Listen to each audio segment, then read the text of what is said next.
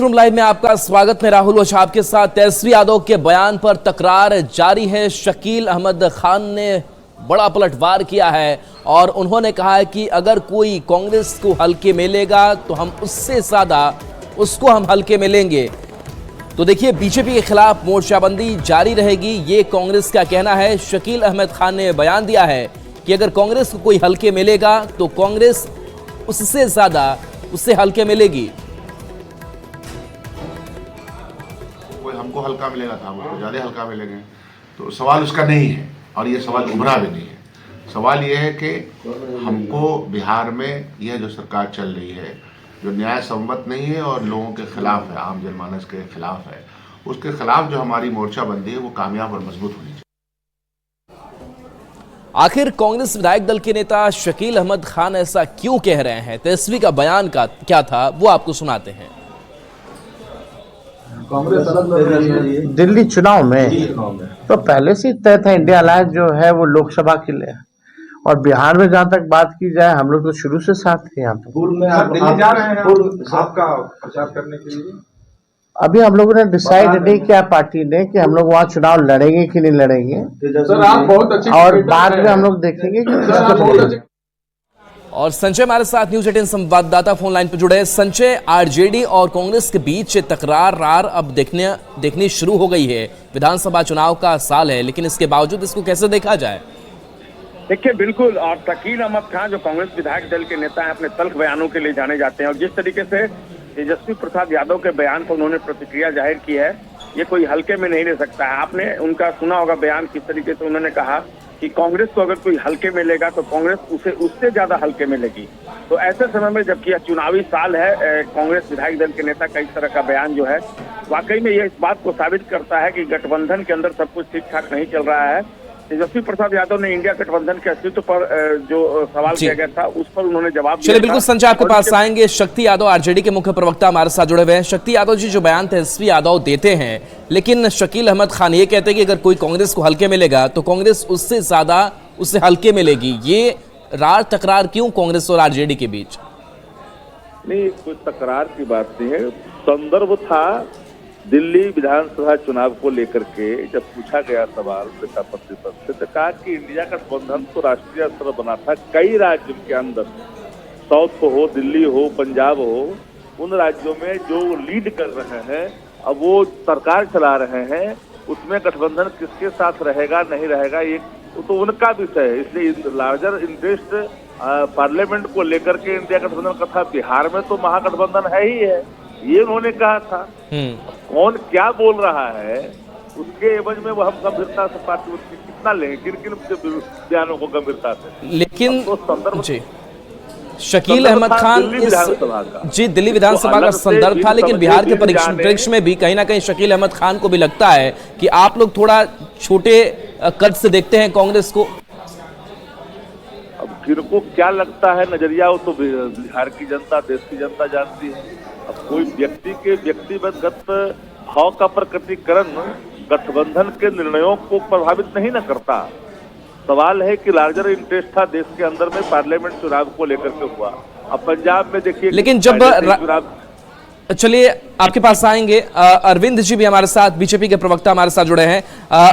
अरविंद जी, जिस तरीके से अब तेजस्वी यादव की तरफ से कुछ बयान सामने आता है, हालांकि आरजेडी ये कह रहा है कि हम पूरे देश स्तर पर एक इंडिया अलायंस की जो एक स्वरूप थी वो हमने दिखाई थी, लेकिन राज्य स्तर पर हमारी चीजें अलग अलग होंगी। लेकिन अब बयानों को लेकर के तल्खियत दिखाई दे रही है, आप इसको कैसे देख रहे हैं, शकील अहमद के बयान को?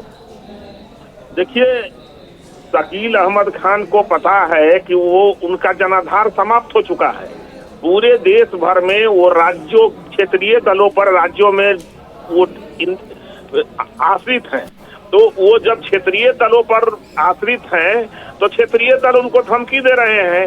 श्री तेजस्वी यादव जी जैसे एक क्षेत्रीय दल कांग्रेस जैसे पार्टी को धमकी दे रहा है, और एक इंटरनेशनल घोटालेबाज है, एक नेशनल घोटालेबाज है।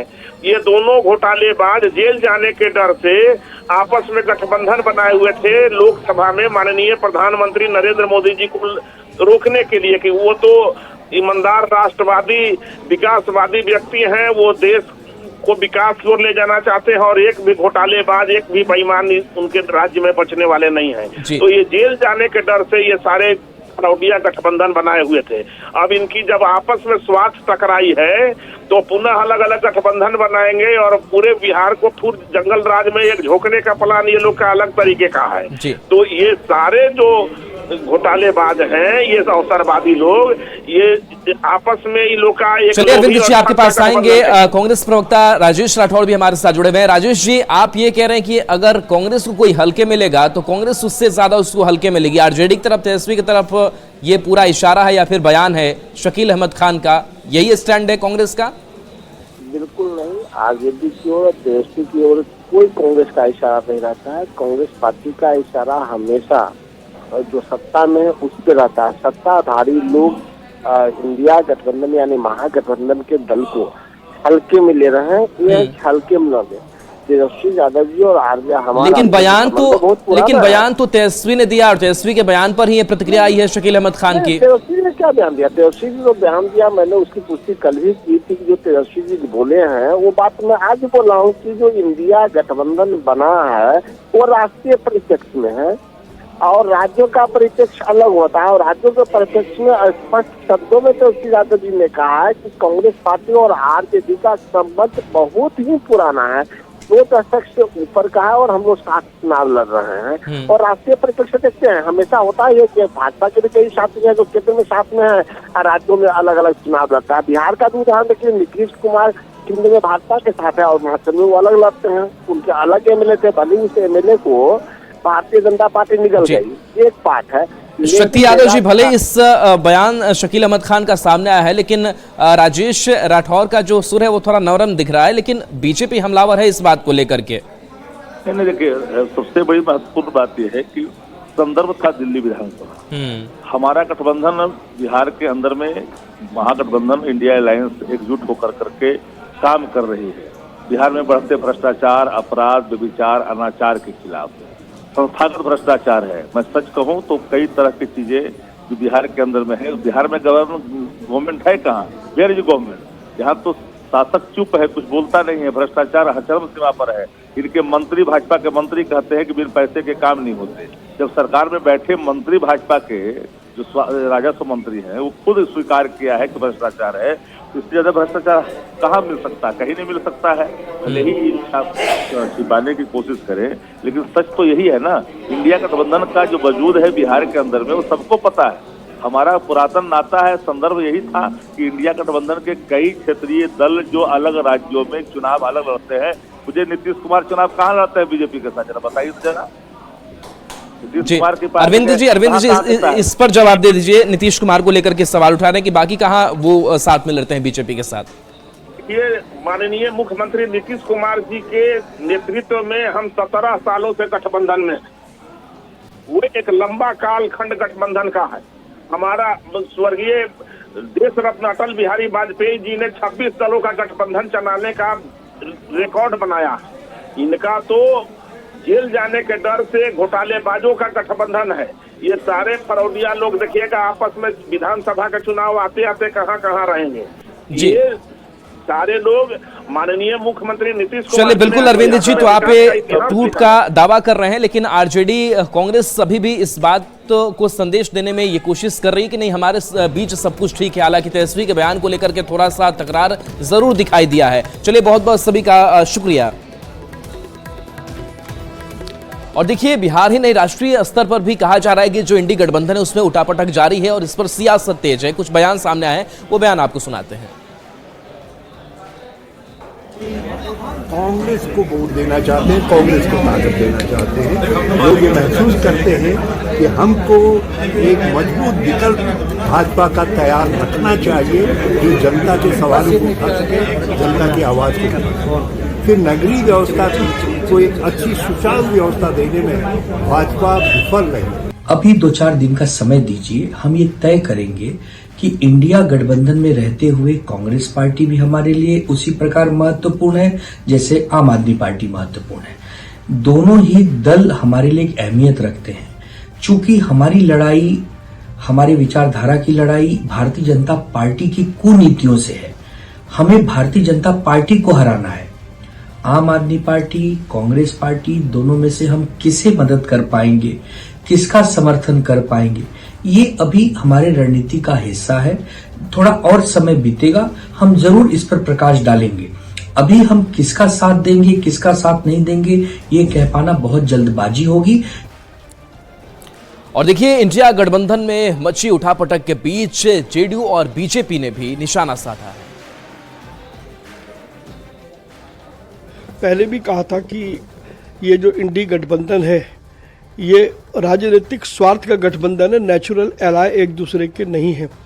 जब तक इनका राजनीतिक स्वार्थ एक दूसरे से सिद्ध होता है तब तक ये गठबंधन की बात करते हैं और विपरीत परिस्थिति में ये सब अलग हो जाते हैं। ये मंजर हम दिल्ली के अंदर देख रहे हैं कि किस प्रकार से अन्य लोग आप पार्टी को सपोर्ट करने का प्रयास कर रहे हैं।